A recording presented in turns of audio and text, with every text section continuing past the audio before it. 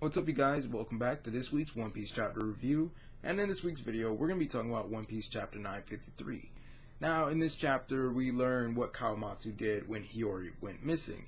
And we see that Kawamatsu was extremely dedicated to amassing a horde of weapons to arm the warriors of Wano for the rebellion against Lord Orochi and Kaido. And we learn of this very powerful daimyo that had basically rebelled against Kaido and had died, and how he had a pet lion fox.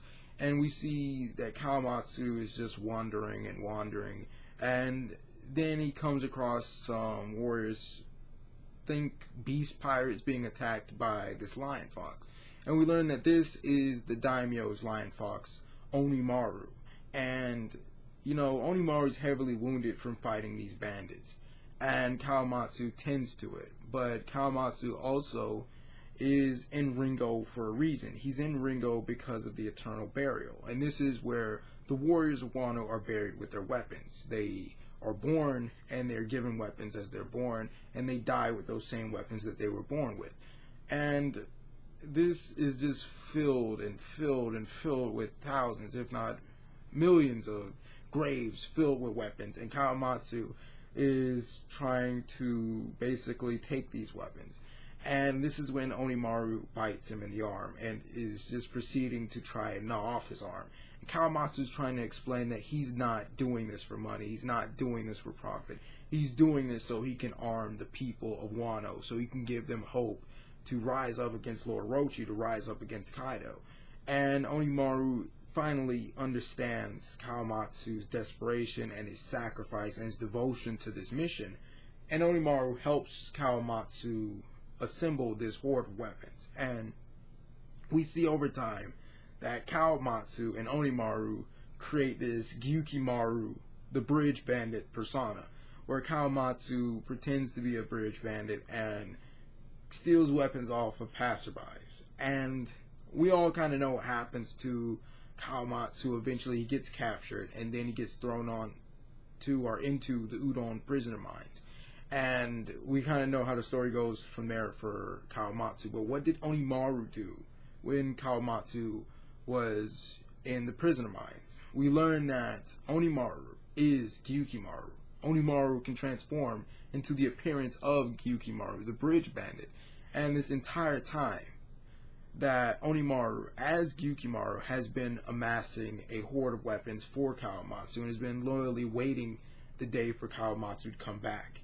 And what makes it really sad is that they met. Kawamatsu, Hiyori, Zoro, Gyukimaru, all there. They met. But what I don't understand is why Gyukimaru just didn't transform into Onimaru, just simply greet Kawamatsu. And I think it really comes down to what Kawamatsu said. It's been so long. What does Kawamatsu say to Onimaru? Onimaru probably lost interest. Onimaru probably forgot and moved on. But we all know Onimaru is loyal. Onimaru is dedicated. And I have to say, I really like Onimaru. I really like Onimaru as a lion fox. As Gyukimaru, I really didn't understand, and now I do understand why he was so obsessed with getting Zoro to get rid of Shisui or giving back Shisui. But, I really do hope that Kawamatsu and Onimaru actually talk and actually do interact later on, because they do have a strong relationship, and I would like to see that friendship blossom again. Now, as for Zoro, honestly, everybody wants him to give up Shisui, but honestly, I feel like the dude has earned it. We know from Thriller Bark with Ryuma as a zombie, he beat Ryuma fair and square, and Ryuma had enough mad respect for Zoro that he gave him Shisui. He told him he could keep Shisui himself. And now everybody from Wano and their mom is telling him, you have to give back Shisui. It's not yours. It's a national treasure. Well, the warrior himself who owned the blade told Zoro he can keep the blade. So, I mean, what? Like, it's a lot more nuanced. I understand. You have an entire culture and an entire country who view it as a national treasure. But what do you do when the exact warrior who the blade belonged to literally gave it to you? Like, why? What do you do? It's like basically saying, okay, well, this is like Abraham Lincoln's hat, and this hat is a national treasure. And then, you find the letter where Abraham Lincoln bequeathed the hat to your entire family and your descendants and your descendants. And now you have a museum that's basically like, well, that's a national treasure. You're going to have to give it back. But he gave it to us. Like, what do you do? Like, it's like, I understand where they're coming from, but at the same time, I understand where Zoro's coming from, where he's saying, this is my sword. I earned this rightfully, and, you guys just can't have me give it up. But we see with Hiyori, she's offering him another sword, the sword that actually managed to wound Kaido. Now, I really don't know. One, I'm interested to see what the sword that wounded Kaido looks like. But two, I'm of the opinion that, a sword is a sword is a sword, I mean, I don't want to, shit on Shisui or shit on the sword that wounded Kaido or any other, very particular high quality swords in One Piece, but a weapon is a weapon. And if the swordsman is powerful and skilled enough, any weapon can wound someone, anyone, for that reason. And I think, just because it's a sword that wounded Kaido doesn't particularly make it any more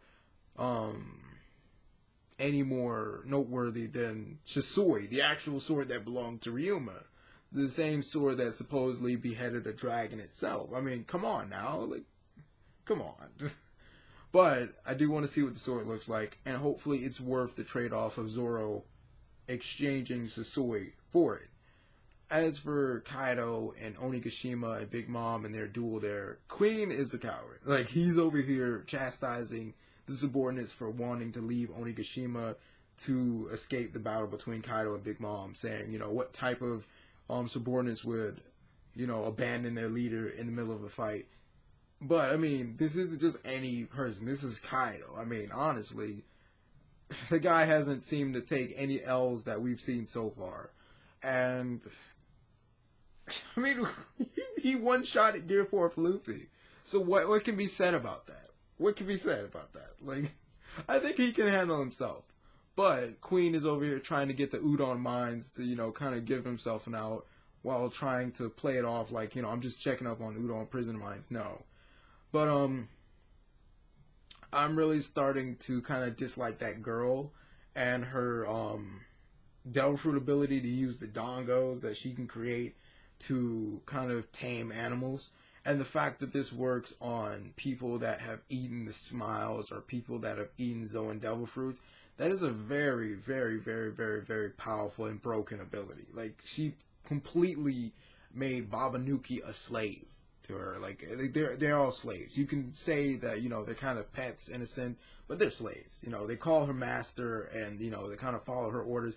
And I just don't like it. It seems like it completely eliminates any type of free will that they have and completely make them subordinate to her.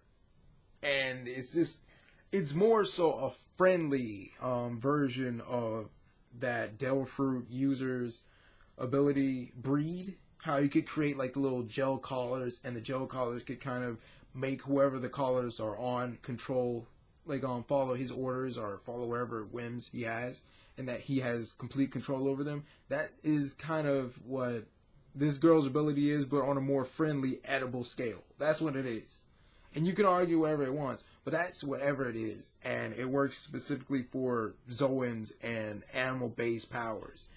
Now, I don't know. Like, I really wish we had a little bit more focus on Kaido and Big Mom's fight, at least devote a chapter to it.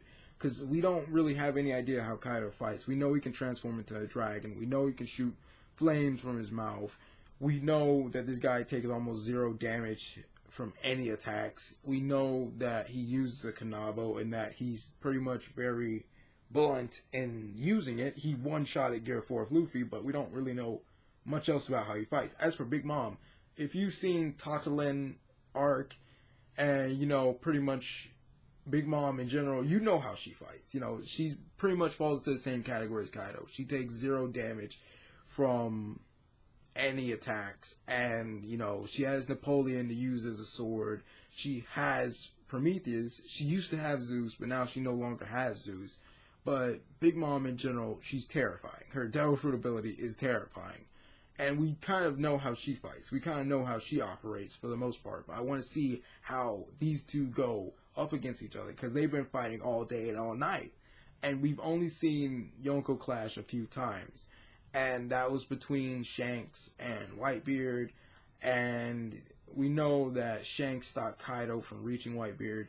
And the only other situation where we've kind of gotten a fight between two Yonko is between Whitebeard and Blackbeard. And Whitebeard was old and aging and heavily wounded, and Blackbeard wasn't exactly a Yonko at the time. He didn't have 2 devil fruits. He was just a former Shichibukai that was amassing a name for himself at the time at Marineford. So it wasn't exactly a Yonko versus Yonko situation. But I really like the arc so far. I really do. I just wish that we had more intense fights for Zoro, because for Luffy, with every arc that Luffy's in, he pulls something out of his sleeve from his training with Rayleigh, and I really think that as fans of Zoro and as One Piece fans, we all really kind of want to see Zoro be pushed to the limit. We want to see the fruits of Zoro's training with Mihawk. We want to see exactly how strong Zoro is and what is all the techniques that he has available to him. And we never really have seen Zoro get pushed far enough. And I think a lot of us, we were hoping that Wano would be that arc where Zoro is pushed to the limit, where Zoro is fully tested.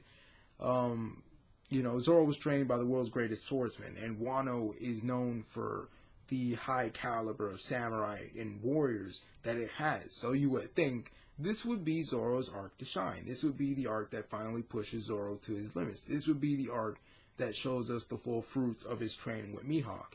And I think we haven't really seen that so far with his fights with Kamazo or his fights with Gyukimaru. I'm really hoping that he does get a good fight. I'm really hoping that he does get tested. He does get pushed to the limits. And honestly, we do deserve a chapter between Big Mom and Kaido, and, you know, full-on details and techniques and moves from their fight. I really want a full chapter dedicated to that. But this is VM. What do you guys think of chapter 953? What do you think is going to be happening in the next few chapters? Bye.